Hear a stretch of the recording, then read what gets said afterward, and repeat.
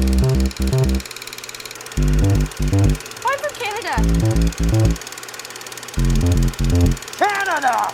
Welcome everyone, I'm Richard Krause with a list of Canadian documentaries that are more fun than a bucket of Beavertails. I'll tell you about a major art forgery, the beginnings of a beloved band, a 5-year-old orphan on the streets of Chennai, India, who went on to become one of the country's most celebrated chefs, and a journey across 24,000 kilometers of our big, beautiful country. First up, a documentary about a family secret.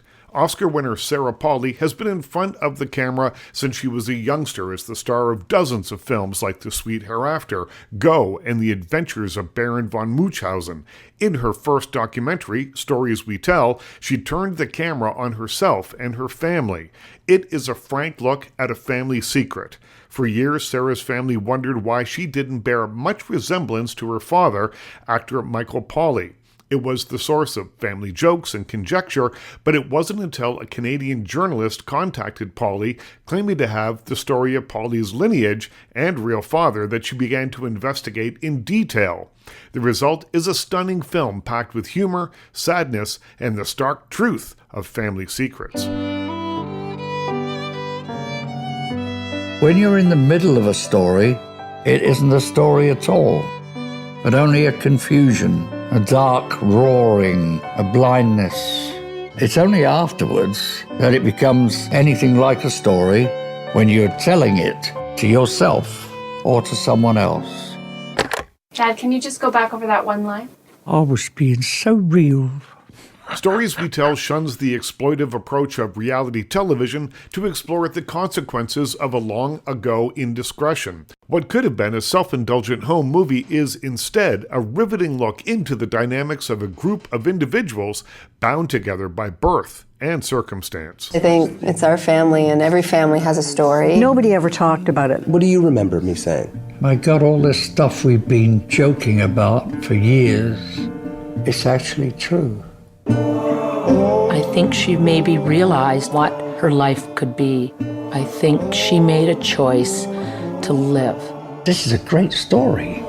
This is a great, great story.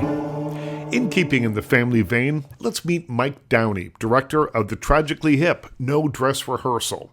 The 4-hour Amazon Prime docuseries combines never-before-seen archival footage with new interviews with the band, family, friends, and famous fans that include Will Arnett, Dan Aykroyd, Jay Baruchel, and Geddy Lee to create a joyful and moving look at the tragically hip, their music, and the personal tragedies that defined the band. The definitive 4-part documentary series about the band, who, as the programmers of TIFF noted last year, went on to make music that defined Canada to the world and, more importantly, Canada to Canadians, is the story of a band of brothers, produced and directed by Mike Downey, brother of the band's frontperson, Gord Downey. No dress rehearsal, this is our life. That's what you gotta do. You gotta make the most of it. From Kingston, Ontario, Canada, my friends, the tragically hip.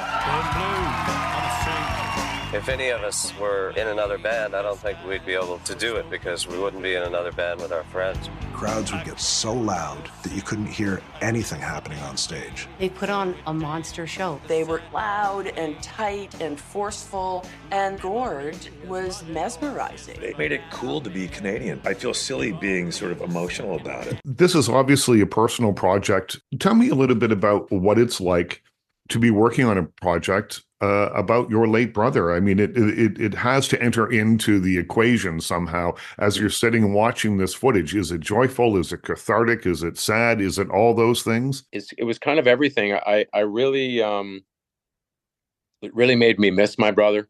Like just the very beginning, like going through Gord's notebooks, my brother Patrick and I have, like he used to write stuff down, as you know. Yeah. He always had a little moleskin, tucked in a pocket, or some kind of little notebook to write on. Just going over those things, or seeing a piece of tape with him in it, and yeah, that was I would have a good cry in my office, by myself, and then we were doing the interviews and have a good cry behind the camera.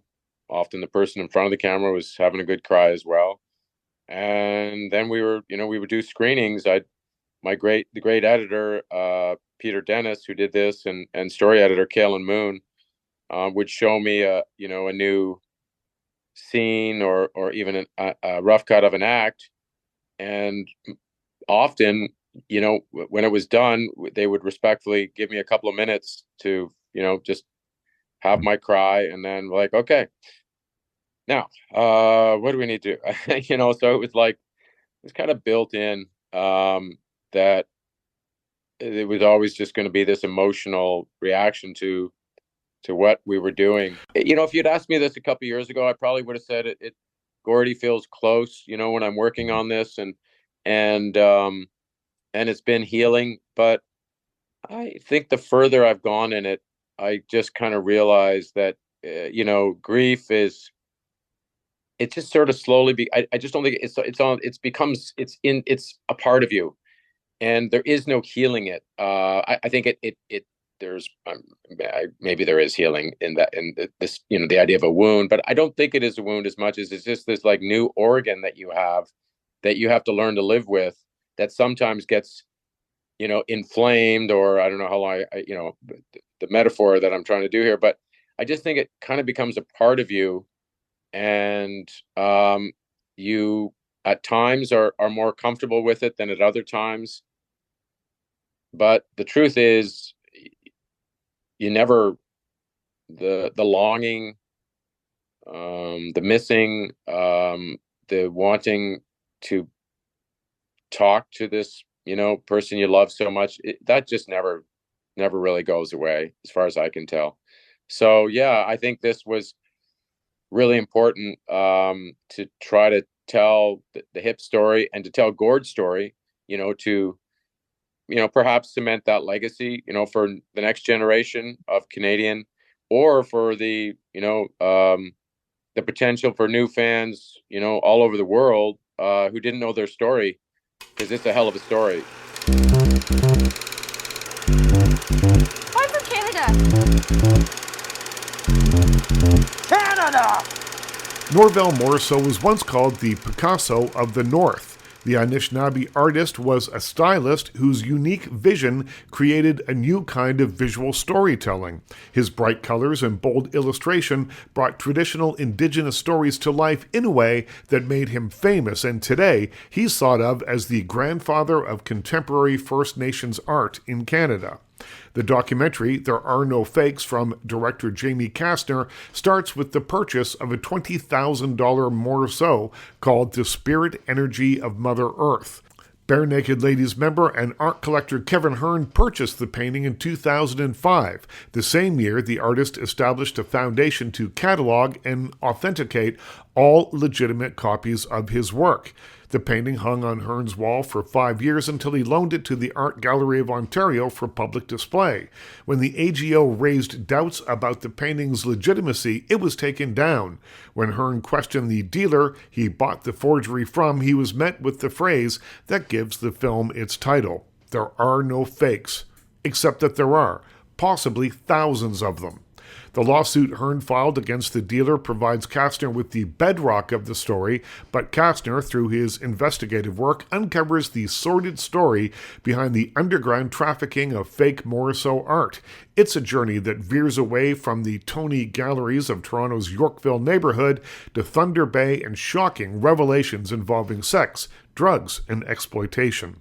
I spoke with Jamie Kastner and Kevin Hearn regarding their story and the documentary, There Are No Fakes. As one of the subjects in the film puts it, he is the artist who took Indigenous art from the gift shop to the gallery. Mm-hmm. He was the first Indigenous artist to get a major commercial gallery show in the early 60s, and he went on to become Canada's most important Indigenous artist. I think it's fair to say he's considered that, and one of our most important artists, period, in that he created an entire school of art, which is more than can be said, in fact, of the group of seven. He created what's known sometimes as the Woodland School, a world of creatures and visual figures that are drawn from Anishinaabe myth, and it was the first time that they had been represented in painting in this way, and then exhibited in commercial galleries.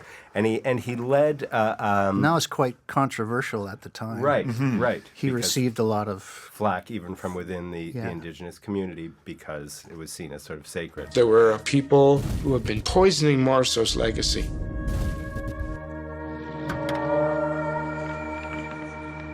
This painting is alive.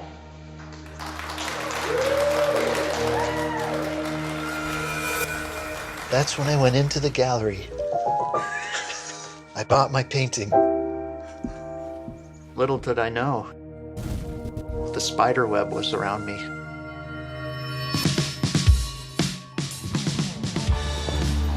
Well, the feud involves so many characters. Good, bad, ugly. He's a scumbag. Okay. Yeah, he's just a sleazeball. Keep your camera off me. Oh, sorry. And how can you tell if they're real or not? How can you tell a fake? Well, I'm sorry. We should just maybe mention that once Kevin dipped his toe in or began to have doubts about his own painting, I think he found himself in short order in the middle of a kind of raging feud between factions of people who were at daggers drawn over the issue of whether not just Kevin's painting, but a whole tranche of Morrisow's work was real or not. And we're talking, to put this in perspective, about roughly 3,000 paintings worth conservatively $10,000 each. So that's $30 million worth of art. You see, I walked away from the gallery and I said I can just walk away from this, get on with my life. Yeah. But wait, perhaps I should really investigate this and see what the truth might be. I didn't have a photograph of someone else painting this painting. So to build my case, I had to investigate and I had to go meet people. And through that process, I learned that this went beyond art fraud. Right.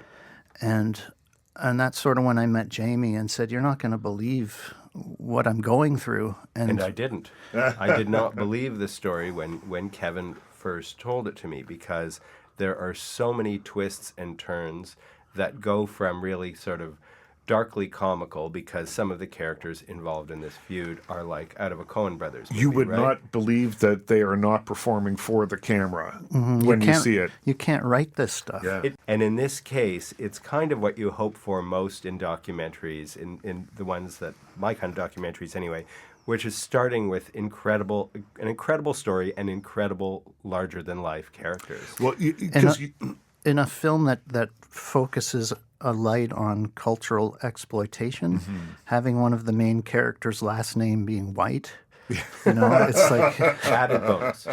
There Are No Fakes is more than a simple procedural. Costner carefully lays out the story, finding the rich corners in the personality of his subject before slowing the film's pace and tone for the explosive final disclosures.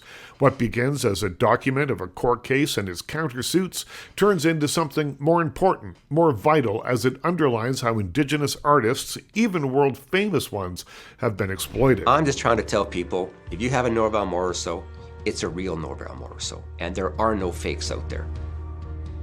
This is my culture, my heritage, being native. Total disrespect, disregard for anything.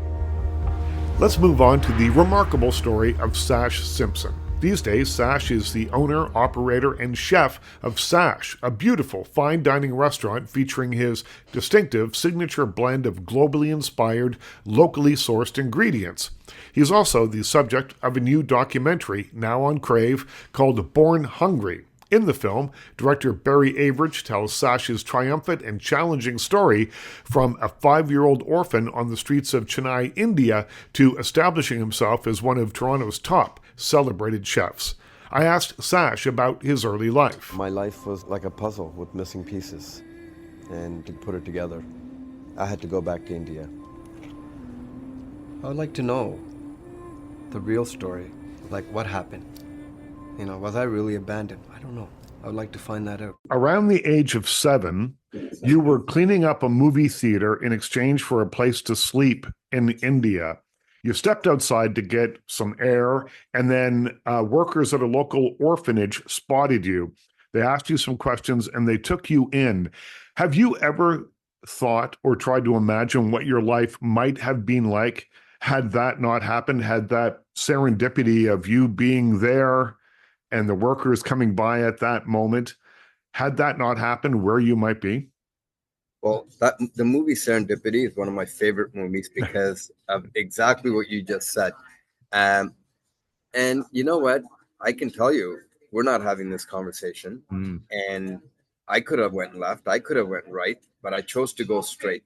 So, you know, I think a lot of the decisions I make, and it's almost like angels are watching me, and guiding me, and so on. And I think I was like around 6 when I was working at the movie theater, and I went out to get some air and stuff. And you know, it's all about the timing. What if I went 5 minutes earlier? What if I went 5 minutes later? So there's a lot of ifs, but all I know, it happened, and thank friggin' God it happened, because man, did I ever needed it. In hindsight, I could have died. And from what I was told by my parents, and how I came into the orphanage, they said, "You'll be lucky to be alive because you were so sick, you were so skinny." And man, it is crazy, crazy, crazy, crazy. Well, you were alone. You were a child trying to make your own way. You end up in this orphanage, and then you came under the influence and under the guidance of Sandra and Lloyd Simpson. They are Canadians. They are legendary in the foster family community. So tell me what you would like people to know about your adopted parents, Sandra and Lloyd Simpson. Oh, I mean, listen. You can't find two better people in this world that love other people. They love kids. They want to take kids off the street. They're all about, not about themselves. It's all about you. And it shows the amount of kids they adopted, 28 of them, and having 4 biological of their own, and them taking us in, all 28 of us, and showing love to every one of them is the same. People that don't know my mom and don't know my dad, I mean, Dad was a very quiet man. Not a lot of people know him. He doesn't want anybody to know him. But he was the guy, he was a man of the house.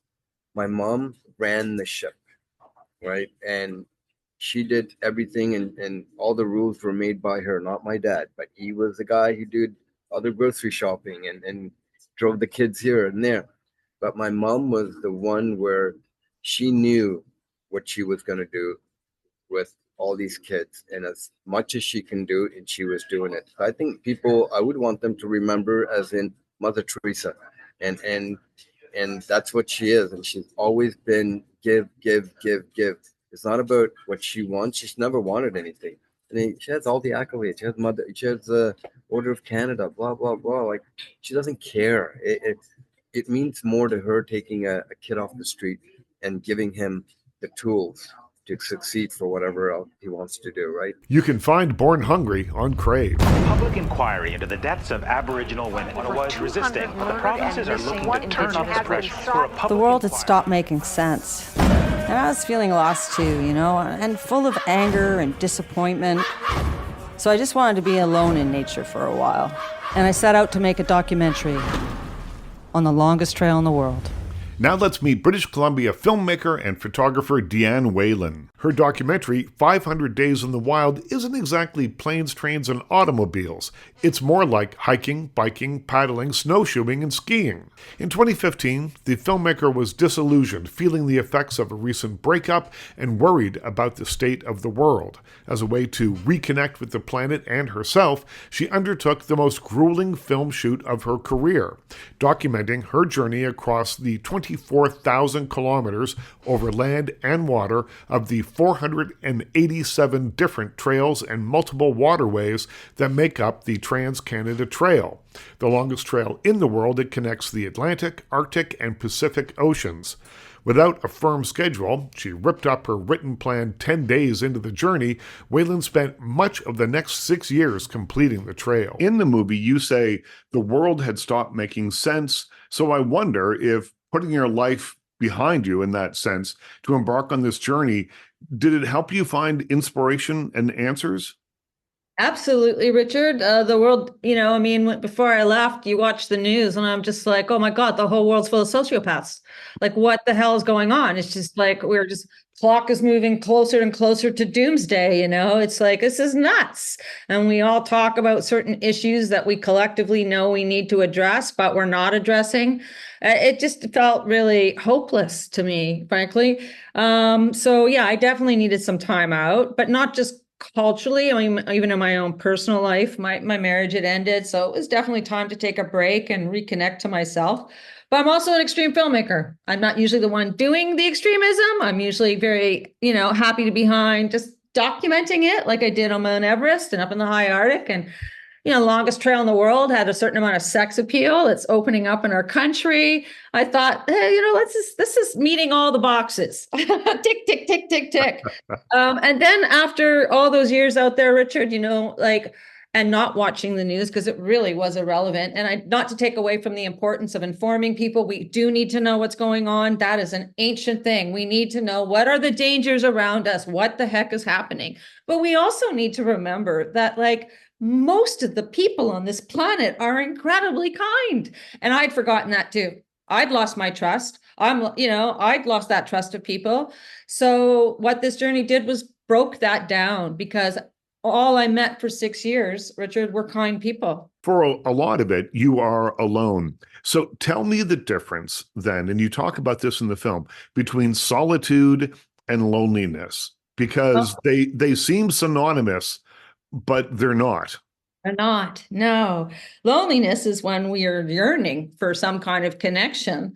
Solitude is when you're taking that time out for yourself. And so what I realized out there was, I was never alone. And it was interesting too, because I realized it took me a few years until I learned it, but humans are just 0.001% of all life on Earth. Right. Isn't that wild? I had no idea. And when you go out into nature, guess what? You're connecting to the other 99.9%. You're having conversations with frogs. You're talking to, you're hanging out with butterflies and dragonflies. And then as the years go by, it becomes moose and it becomes bears and it becomes all these other creatures, that buffalo, that, I'm both the observer and the observed, right? I'm having these moments, these profound moments with these animals that can feel that I am not a threat.